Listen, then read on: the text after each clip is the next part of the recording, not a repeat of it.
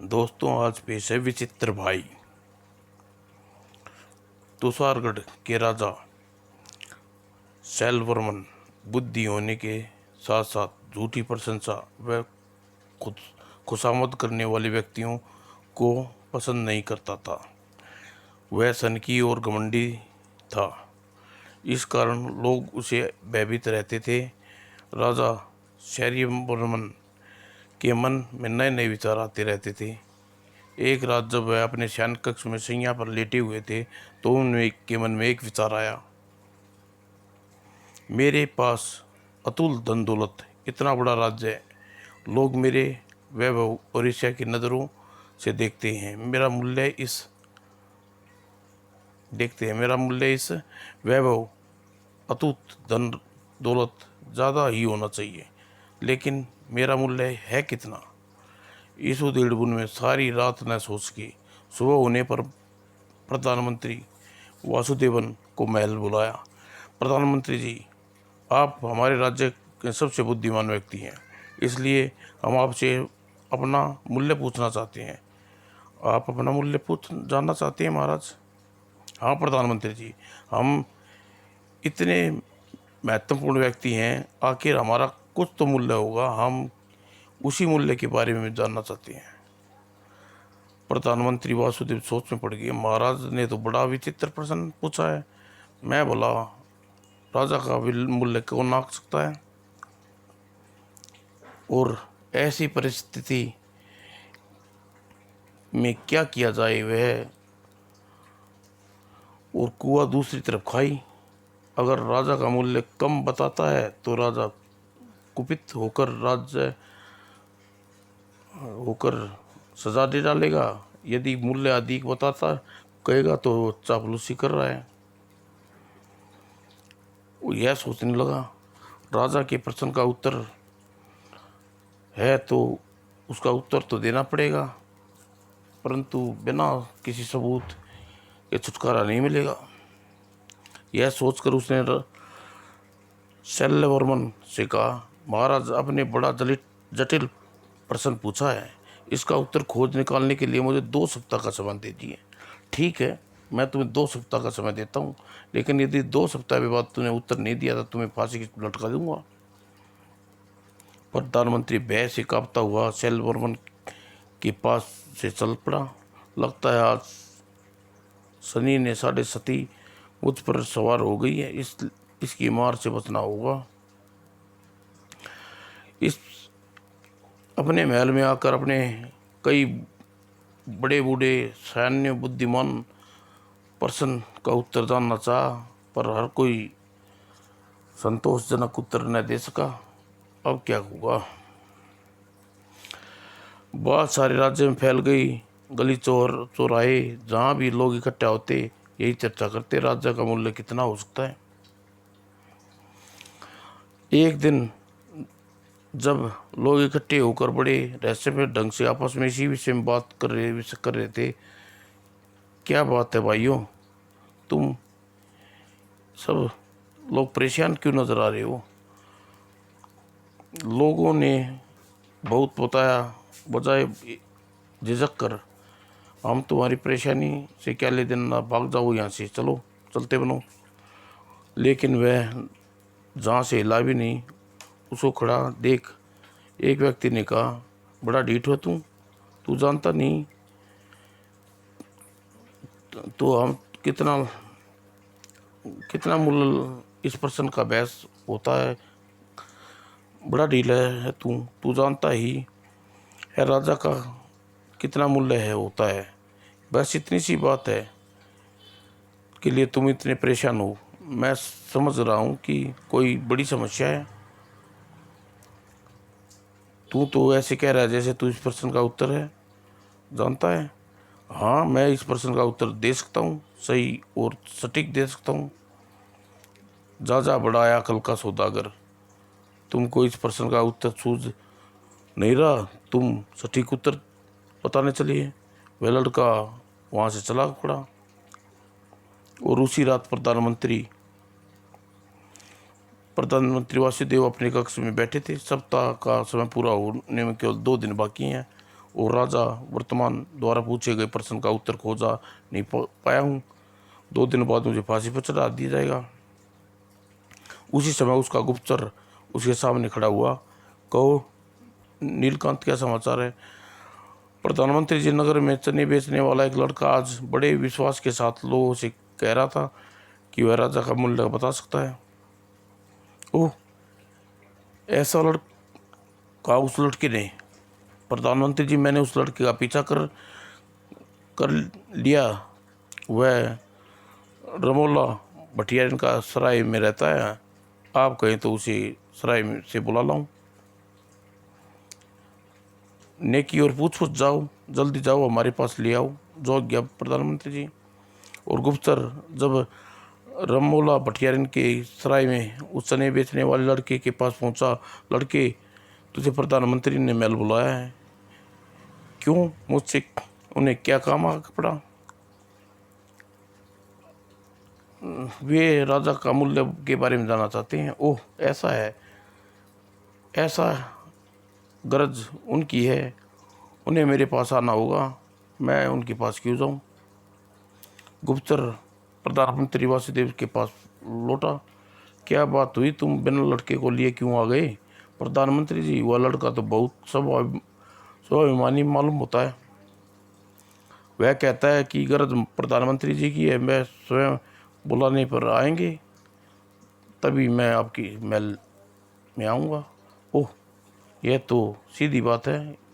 यह कौन सी बड़ी बात है? मैं अपनी जान बचाने के लिए मैं उस वक्त गधे को बाप बनाना को तैयार हूँ। और प्रधानमंत्री वासुदेव उसी समय रथ पर बैठे और रमोला भट्टियारन के सराय में की ओर चल पड़ दिए। और सराय में पहुंचने पर, तुमने चने बेचने वाले लड़के हो? हाँ प्रधानमंत्री जी। तुम्हारा नाम? मेरा नाम उदय है प्रधानमंत्री जी। हम तुम्हें लेने आए हैं, आओ हमारे साथ महल चलो। चलिए प्रधानमंत्री जी। और जब प्रधानमंत्री लेकर उसे महल में पहुंचा, हाँ तो अब मुझे राजा के मूल्य के विषय में बताओ। इतनी जल्दी क्या प्रधानमंत्री जी, धीरज रखिए, राजा को स्वयं उसका मूल्य बता दूंगा। नहीं नहीं, तुम्हें राजा को नहीं, मेरे राजा को मूल्य बताना होगा। राजा को नहीं, मुझे राजा का मूल्य। यदि न बताऊं तो मैं तुम्हारी गर्दन इसी तरह काट दूंगा। प्रधानमंत्री जी, ऐसी मूर्खता भूल कर भी न करना। यदि मैं मर गया तो राजा का मूल्य कौन बताएगा? और अगर राजा को उसके मूल्य का कोई न बता सका तो वो तुम्हें फांसी पर चढ़ा देंगे। ओह, तो इस विषय में मैंने सोचा ही न था। वह ठंडी सांस लेकर उदय से बोला, ठीक है उदय, कल तुम्हें मेरे साथ दरबार में चलोगे, वहाँ तुम पहुंचकर तुम राजा का मूल्य बता दोगे। उसकी बात पर उदय खूब खातिरदारी हुई। और उदय कुछ कमी ना रह गई तो बताना। प्रधानमंत्री जी, आप मुझे इतना सम्मान दिया, आपका बहुत आभारी हूँ। और अगले दिन प्रधानमंत्री उदय को लेकर राज दरबार में चले। पता नहीं यह उदय राजा का मूल्य बता पाएगा। राजा का प्रश्न का उत्तर दिया आज मेरी खैर नहीं। और जब उदय ने राज दरबार पहुंचा, कहो प्रधानमंत्री जी, हमारे प्रश्न का उत्तर खोज पाए या नहीं? प्रधान महाराज, मेरी तो आपके प्रश्न के उत्तर इस लड़के के उदय देने का आज्ञा दीजिए। उत्तर तुम दोनों प्रधानमंत्री जी, उत्तर तो दो प्रधानमंत्री जी। यह लड़का दे या भला हमें आपत्ति हो सकती है। बताओ लड़के, हमारा मूल्य क्या है? धीरज रखिए प्रधान महाराज, अभी आपके प्रश्न का उत्तर देता हूँ। यदि आप का प्रश्न ले तो ठीक होगा, क्योंकि आपका मूल्य बताने के पश्चात आपको हमारी खुशी हासिल नहीं होगी महाराज। कुछ भी हो, हमें अपने प्रश्न का उत्तर हर हाल में जानना चाहते हैं। तो महाराज, यदि आप अपना मूल्य जानना चाहते हैं तो आप बताइए। आप एक तराजू मंगवा दीजिए। तुरंत एक तराजू मंगाया गया। महाराज इस तराजू के दोनों पलड़े बराबर हैं, बिल्कुल बराबर हैं। उदय ने एक पलड़े में एक शेर बाट रख दिया, रखकर तराजू को ऊपर नीचे उठा दिया।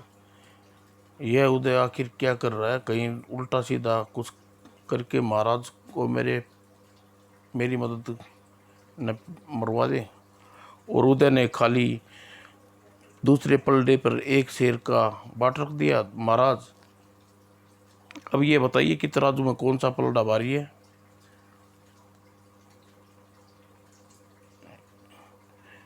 उदय ने कुर्ते की जेब से मुट्ठी भर चने और दाने निकालकर तराजू के पलड़े में डालकर ने के पश्चात राजा सेरन से बोला, अब महाराज अब तो दाने दोनों पलड़े समान हैं। क्यों महाराज? क्योंकि बाएं पलड़े में चने के दाने भी हैं। तो सुनिए महाराज, आपका मूल्य एक मुट्ठी चने के दानों के बराबर है। क्या कह रहे हो उदय? मारे गए इस मूर्ख छोकरे ने तो महाराज के प्रश्न का ऐसा उठपटांग उत्तर दिया जैसे मेरी खैर नहीं। महाराज मैं आपके ठीक प्रकार से समझाता हूँ।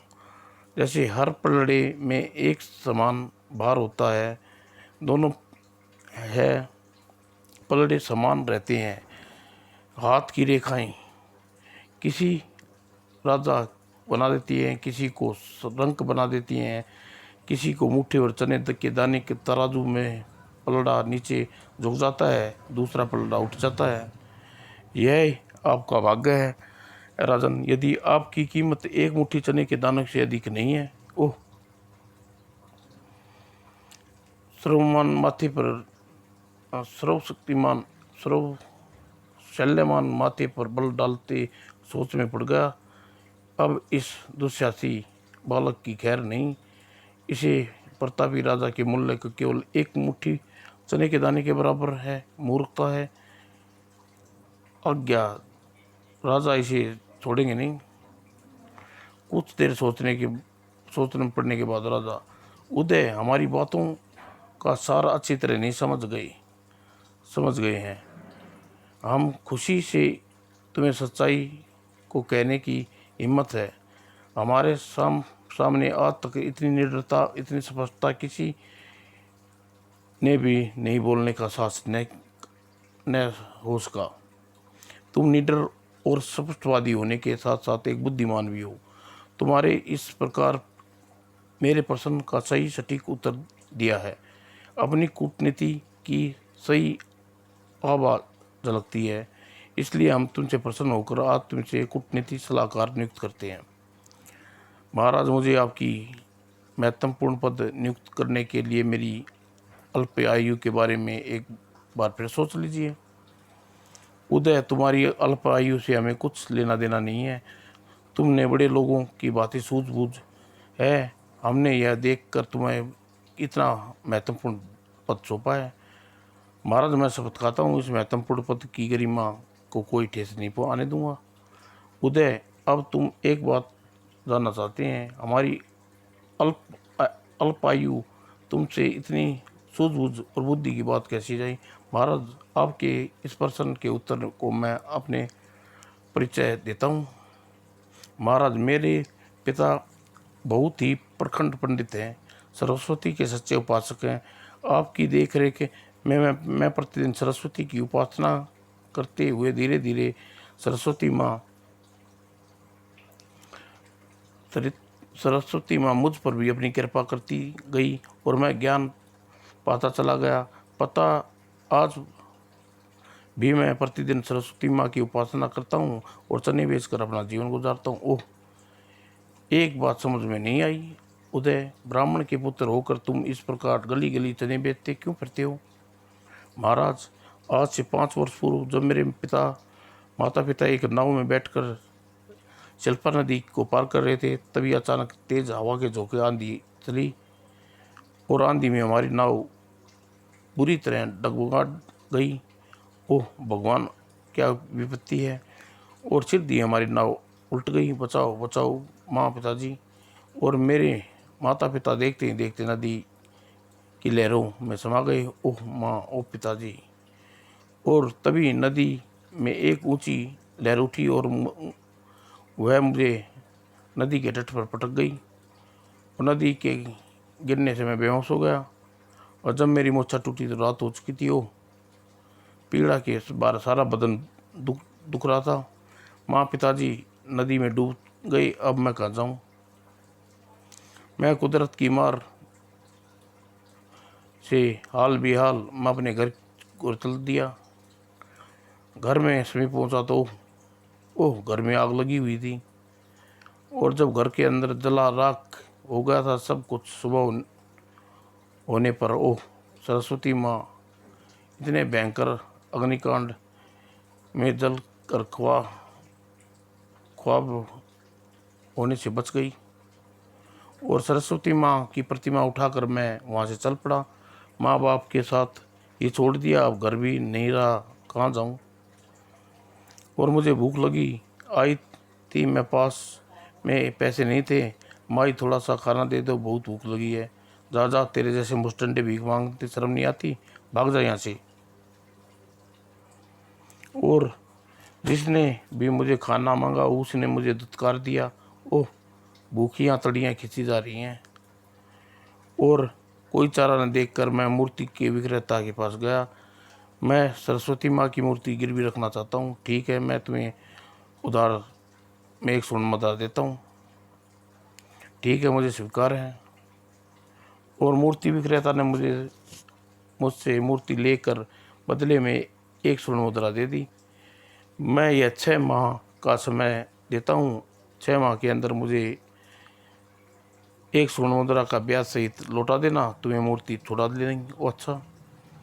विद्या की देवी सरस्वती, मुझे क्षमा करना। पेट की ज्वाला क्या तो मजबूर होकर मुझे आज तुझे गिरवी रखना पड़ा। और मैं सरस्वती माँ की मूर्ति गिरवी रखकर मैंने मूर्ति विक्रेता से 1 मुद्रा ली। और मैंने सोच में पड़ गया, सिर्फ 1 स्वर्ण मुद्रा द्वारा भला मैं कौन सा कार्य आरंभ कर सकता हूँ। हर काम करने के लिए थोड़ा बहुत धन तो पास होना ही चाहिए। और यह सोचते सोचते जब मुझे इस समस्या का कोई हल न सूझा तो मैंने सरस्वती माँ का स्मरण किया। हे माँ सरस्वती, आज तू मुझे राह दिखा। मैं आज ही तू ही मुझे कोई मार्ग दिखा। और अगले ही पल सरस्वती माँ सम्मुख हुई। उदय, अपने पास स्वर्ण मुद्रा से तू थोड़ी बहुत चने और तराजू खरीद। तत्पश्चात चने से अपनी जीविका चला। माँ सरस्वती, यह आप क्या कह रही हैं। ब्राह्मण का पुत्र होकर सड़कों पर घूम घूम कर चने बेचूं। उदय, काम छोटा या बड़ा नहीं कोई नहीं होता, बुरा नहीं होता। एक दिन चने बेचते बेचते तू उच्च पद पर प्राप्त करेगा।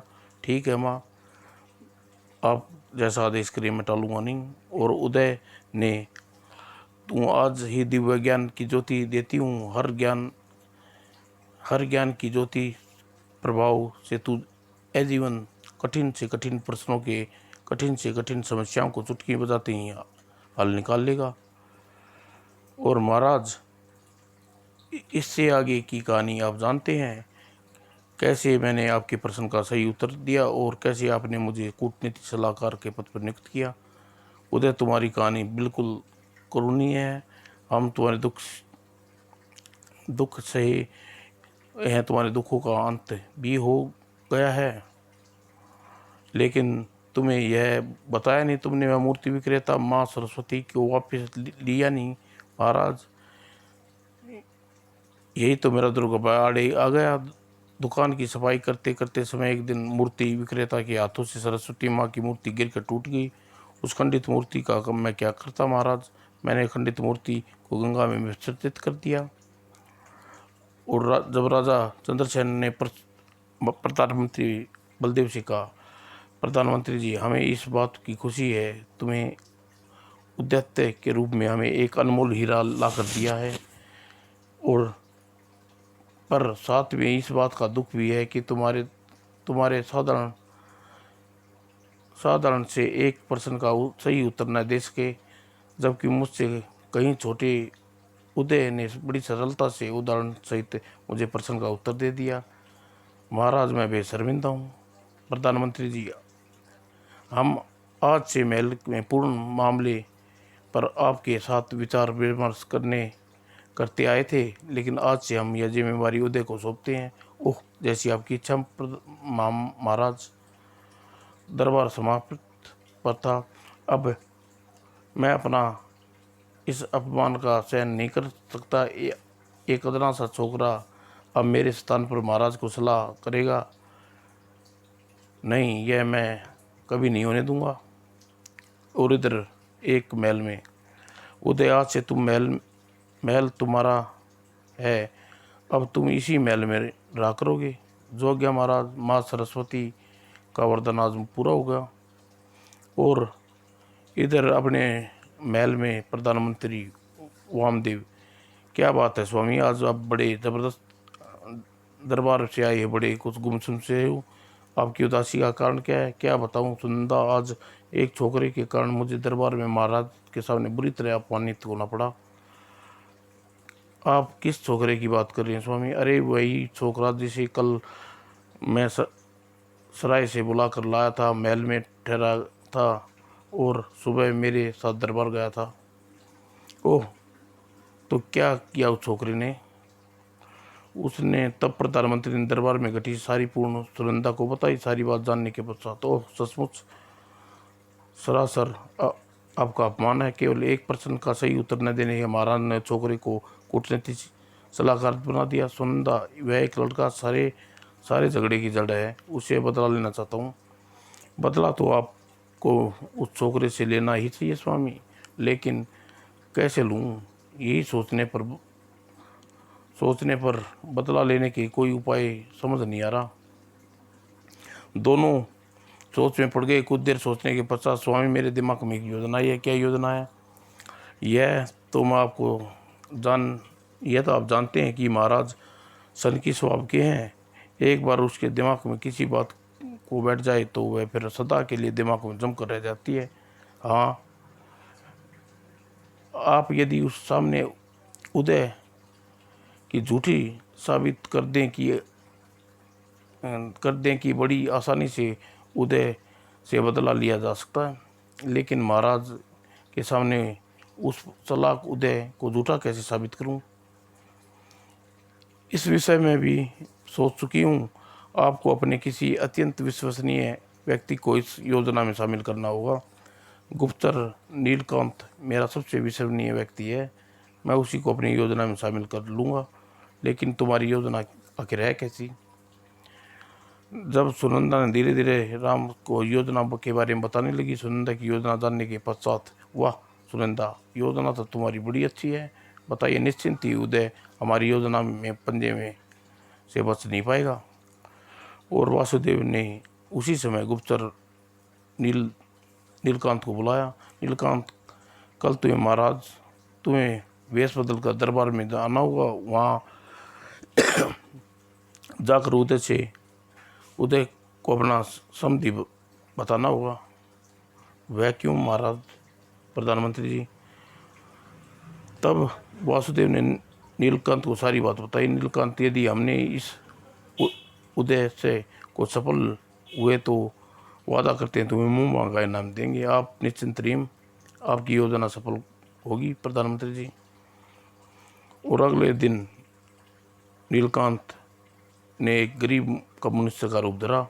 अब मुझे प्रधानमंत्री वासुदेव के अनुसार दरबार में पहुंच जाना चाहिए।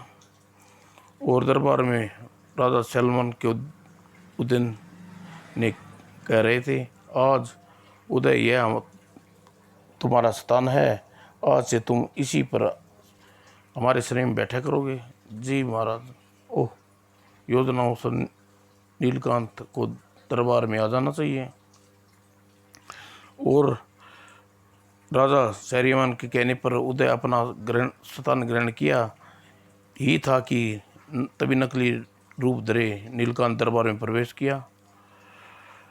ओह, मैं आ गया नीलकांत। घटने वाली है घटना बड़ा मज़ेदार होगा। और नीलकांत दरबार में बैठे उदय के समीप जाकर बोला, उदय मेरे छोटे भाई, घर से भागकर तूने ठीक नहीं किया। मैं तेरी खोज में कहाँ कहाँ नहीं भटकता फिरा। मुझे पता पता है तुझे कौन हो तुम, और मुझे कि मैं नहीं जानता तुम्हें। उदय माना कि महाराज को झूठी कहानी सुनाकर तुम राजपद हासिल कर लिया है, उसका मतलब यह नहीं कि तुम खून के रिश्ते को बिल्कुल न भूल जाओ। क्यों झूठ नरपलनाव कर रहे हो, मेरा कोई भाई नहीं है। यह सुनते ही नीलकंठ रोने लगा। वो अरे तुम कौन हो? उदय को अपना भाई बताकर तुम इस प्रकार क्यों रो रही हो? वो महाराज, नाम विजयन है। मैं अपने राज्य में ही मोची का कार्य करता हूँ। उदय मेरा छोटा भाई है। क्या यह सच है कह रहे हो? हाँ महाराज, पिता के मरने के बाद बंटवारे के प्रश्न से उदय मुझसे नाराज होकर घर से निकल गया था, इसलिए गुस्से में मुझे अपना भाई मानने से इनकार कर रहा है। ओह, इसका मतलब उदय ने हमें झूठ बोला और यह समय ब्राह्मण का पुत्र बता रहा है। महाराज, जाति की छपाना नीच कर्म है। हम जाति मोची हैं और मोची ही रहेंगे। उदय के कहने पर ही हम ब्राह्मण थोड़ी हो जाएंगे। ओह, इसका मतलब यह हुआ कि हमने सुपात्र के स्थान पर कुपात्र को अपना सलाहकार बना डाला। और सलमान क्रोधित हो उठा। उदय, हमें तुमसे ऐसी उम्मीद न थी। तुमने अपनी झूठी कहानी सुनाकर यह राजपद हासिल किया है। हम तुम्हें ये इसी पद से अभी वापस लेते हैं। जोग्य महाराज, महाराज इस समय क्रोध में हैं। इस झूठे व्यक्ति द्वारा भ्रमित कर दिए गए हैं, इसलिए समय इनके अपनी सफाई देने से कोई कुछ नहीं, बेकार है। उदय, तुम घोर अपराध किया है, तुम्हें सजा भुगतनी होगी। इस समय आजीवन कारावास देते हैं। और सैनिक को पकड़कर उदय वो कारावास में छोड़ गए। और मेरे विरुद्ध ऐसा षड्यंत्र कौन रच सकता है? यह मेरी किसी से दुश्मनी भी नहीं है। उधर प्रधानमंत्री वासुदेव से प्रसन्न होकर गुप्त नीलकांत से कहा, शाबाश नीलकांत, तुम्हें उदय को बड़े भाई का बहुत अच्छा बने किया, तुम्हें बहुत खुश है, लो तुम्हारा पुरस्कार। और नीलकांत, महाराज को अब तुम किसी प्रकार शक न हो, इसलिए तुम कुछ माह के लिए विजन मोची का रूप धारण करके नगर में ही रहना। अच्छा महाराज। और उधर कारागार में उदय सरस्वती माँ का आह्वान किया, ये विद्या देवी दामिनी हंस स्वामिनी सरस्वती माँ, मुझे दर्शन दो। अगले ही पल सरस्वती माँ प्रकट हुई। कहो उदय, कैसे याद किया? माँ, न जाने किसने मेरे विरुद्ध षड्यंत्र रचा, मुझे कारागार में बंद करवा दिया।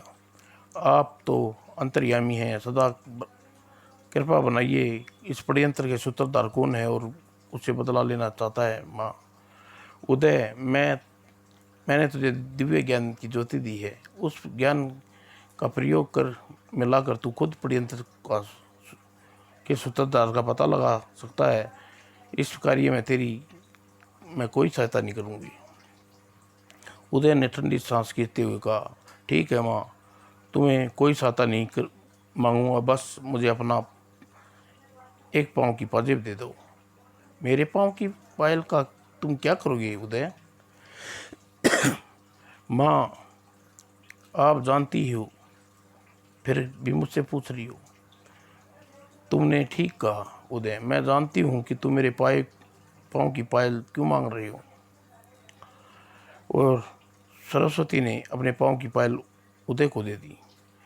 और पश्चात माँ सरस्वती अदृश्य हुई। अब मुझे महाराज के सेवक द्वार को यहाँ बुलाना चाहिए। और कारागार में पहरा लगाने वाला एक सैनिक, मैं इस समय महाराज से मिलकर तुम्हें कुछ देना चाहता हूँ। सैनिक, मैं इसी समय महाराज से मिलकर उन्हें कुछ देना चाहता हूँ। या तो तुम उसके पास ले चलो या महाराज को यहाँ बुला लाओ। मैं महाराज को यहाँ बुला के लाता हूँ। और कुछ समय पश्चात राजा शैर्यमान कारागार में उदय के सामने थे। कहो उदय, मुझे क्या चाहते हो तुम? महाराज, सरस्वती माँ द्वारा दी गई पायल का वर्णन देता हुआ बोला, महाराज मेरे पास यह एक पायल है, इसका क्या करूँगा? आप महारानी जी को ये भेंट में यह पायल दे दें। ठीक है। और उदय से पायल लेने के पश्चात, पायल अत्यंत सुंदर है। पायल महारानी जी क्या करेगी? एक पैर की पायल पहनेगी तो दूसरा पाँव कहाँ जाएगा? महाराज पास एक उपाय है, आपको बताता हूँ। बंटवारे के समय यह एक पायल मेरे हिस्से में आई थी, दूसरी पायल मेरे अपने भाई, बड़े भाई के विरुद्ध के पास से मिल सकती है। ओह, तब दूसरी पायल हम विजय सेन के ले लेंगे, तब दोनों पायल महारानी को भेंट दे देंगे। और कारागार से लौट कर राजा कीर्तिमान ने सेवक द्वारा विजय नीलकांत को अपने महल में बुलाया। विजयन, यह पायल तुम्हें छोटे भाई उदय ने मुझे दी है, दूसरा पायल तुम्हारे पास है, वह पायल ला कर दो। लेकिन महाराज मेरे पास ऐसा पायल नहीं है, तुम झूठ बोल रहे हो उदय। उदय के पास, उदय ने मुझे सब बता दिया है, दूसरी पायल बंटवारे में तुम्हें मिली थी। महाराज मैं सच कह रहा हूँ, मेरे पास दूसरी पायल नहीं है। तुम ऐसे नहीं मानोगे, हमारे साथ कारागार में उदय के पास चलो, जब वह तुम्हारे सामने यह बात कहेगा तुम पायल तुम्हारे पास है या नहीं मानोगे। और विजय को लेकर उदय के पास पहुंचा। उदय तुम्हारे अपने पास दूसरी पायल है, वह देने से इनकार कर रहा है। भैया आप महाराज को पायल दे क्यों नहीं देते? ज़रा सोचो, महारानी जी पायल पहनेगी तो हमारे कुल की का कितना नाम रोशन होगा। आप महाराज को पायल देने में मना कर रहे हैं भैया। मैं तो अपने जाल में बुरी तरह फंस गया हूँ। अब मैं राज खोलना ही होगा, तब मेरी जान बच सकती है। और धर्मेंद्र सिंह के पाँव में गिर गया। महाराज मुझे क्षमा कर दें, मैं उदय का भाई विजय नहीं हूँ, मैंने आपसे झूठ बोला। ओह, तो फिर ये कौन हो और तुम्हें हमने कैसे झूठ बोला? किसके इशारे पर झूठ बोला? मेरे चाल सफल हुई। महाराज मैं प्रधानमंत्री के गुप्तचर नीलकांत हूँ। अदृश्य के भाई के रूप में मैंने प्रधानमंत्री के कहने पर धरा था। ओह, लेकिन प्रधानमंत्री जी आखिर ऐसा क्यों करें? वे उदय से बदला लेना चाहते थे। प्रधानमंत्री क्यों इतनी नीचता पर उतर आएंगे, इसकी हमने कल्पना भी नहीं की थी। उदय नीलकांत को प्रधानमंत्री के इशारे पर हमने झूठ बोला था, पर तुमने किस लिए इन पायलों के संबंधित झूठ बोला? महाराज अगर मैं आपसे यह झूठ न बोलता तो प्रधानमंत्री का षड्यंत्र का भांडा न फूटता और निर्दोष आजीवन कारागार में चलता। हाँ यह ठीक है, लेकिन तुमने पायल तुम्हारे पास आई कहाँ से? महाराज यह पायल सरस्वती माँ की है। क्या कह रहे हो? हाँ महाराज, यह पायल उन्हीं की है, मुझे यह पायल वापस लौटानी है। विश्वास नहीं होता तुम्हें माँ सरस्वती ने पायल क्यों दी? तभी सरस्वती माँ प्रकट हुई। राजन अवंदन ठीक कह रहा है, इस संकट में उबारने के लिए मैंने अपनी पायल इसे दी थी। ओह राजन, सदैव बुद्धिमानी से काम लो और तुम्हारी उन्नति होगी। सनक, घमंड, क्रोध, झूठी प्रशंसा को छोड़ दो, बुद्धिमानी से राजकाज चलाओ। माँ, मैं आपकी बात हमेशा याद रखूँगा। और शैलवर्मन के व्यवहार में परिवर्तन हो गया। प्रधानमंत्री वासुदेव को पद मुक्त कर दिया और यह पद सौंप दिया। धन्यवाद दोस्तों।